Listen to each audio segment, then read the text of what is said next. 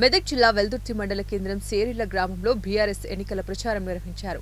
సార్వత్రిక ఎన్నికల సందర్భంగా బీఆర్ఎస్ మెదక్ ఎంపీ అభ్యర్థి వెంకట్రామరెడ్డికి మద్దతుగా ఉపాధి హామీ పనులు నిర్వహిస్తున్న కూలీల వద్దకు వెళ్లి కేసీఆర్ హయాంలో జరిగిన అభివృద్ధి, సంక్షేమ పథకాలను, కార్యక్రమాలను వివరాలను కూడా ప్రజలకు తెలియజేశారు. కాంగ్రెస్ ప్రభుత్వం ప్రజలకు ఇచ్చిన హామీలు నెరవేర్చడంలో పూర్తిగా విఫలమైందని వారికి సూచించారు. బీఆర్ఎస్ మెదక్ ఎంపీ అభ్యర్థి మాజీ కలెక్టర్ వెంకట్రామరెడ్డిని అత్యధిక మెజార్టీతో గెలిపించాలని విజ్ఞప్తి చేశారు. అనంతరం ఉపాధి హామీ కూలీలకు మజ్జిగ పంపిణీ చేశారు.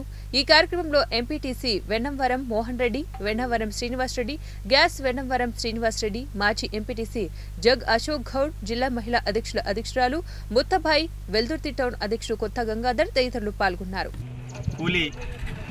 పనుల దగ్గరికి వచ్చి చూస్తే ఇక్కడ ప్రభుత్వం పైన పూర్తి వ్యతిరేకతతో ప్రజలు ఉన్నారని చేసి స్పష్టమైంది. తప్పకుండా పార్లమెంట్ ఎన్నికల్లో మరి కారు గుర్తుకేసి పెద్ద ఎత్తున మెజారిటీ ఇస్తామని చెప్పేసి ఇక్కడ కార్మికులందరూ కూడా, రైతులందరూ కూడా ముక్త కంఠంతో మరి చెప్పడం జరిగింది. దయచేసి మేము విజ్ఞప్తి చేస్తూ ఉన్నాం, ఈ సమాజానికి కాంగ్రెస్ ప్రభుత్వం ఏదైతే మోసపూరితమైనటువంటి వాగ్దానాలు ఇచ్చిందో ఆ వాగ్దానాల పట్ల మరి అప్రమత్తంగా ఉండి ఎప్పటికప్పుడు ప్రజలు తప్పకుండా నిలదీయాలని చెప్పేసి మేము ప్రజలను కోరుతా ఉన్నాం.